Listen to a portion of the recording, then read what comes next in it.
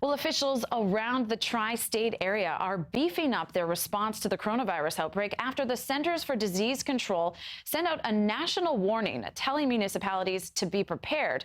Meanwhile, doctors in Northern California are trying to figure out how a patient there contracted the illness without even traveling abroad. So joining us now, we have our CBSN New York's Reena Roy here in the studio with these scary developments. Yeah, definitely some worrying news for sure from the CDC.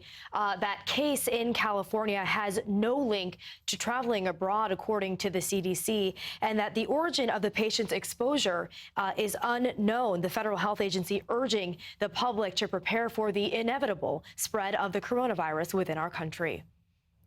Doctors at UC Davis in Sacramento, California, sounding the alarm after a patient there tested positive for the coronavirus. We don't know where they got it from, so the person who exposed them probably exposed others, so there's probably other cases out there in the community that we don't know about. Here in our area, people who may have been exposed to the virus have self-quarantined. 8 are in Westchester, 29 in Suffolk County, and 83 in Nassau County. Only one there showing symptoms. Health facilities across the country and in the tri-state area are preparing for the worst after a dire warning from the CDC this week. President Trump tapping Vice President Mike Pence to head the administration's response. We're ready to adapt and we're ready to do whatever we have to. Mount Sinai South Hospital in Oceanside on Long Island is trying to get ahead of it all, showing us how it can convert some rooms into isolation quarters with double doors.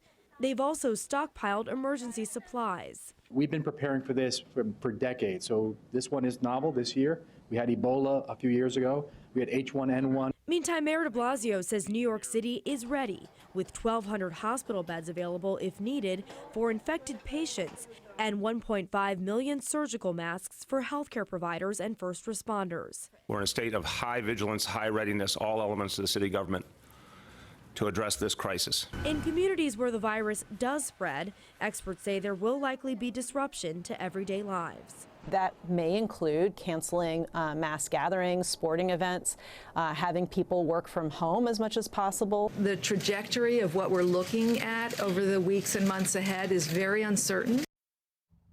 And of course, a lot of people are wondering about masks. So I wanted to mention the New York City Health Commissioner says they are not necessary right now for the average New Yorker. As for a vaccine, that is at least a year away from getting to the public. Natalie? Yeah, scary for everybody who's traveling as well and flying out. Thank you so much, Reena.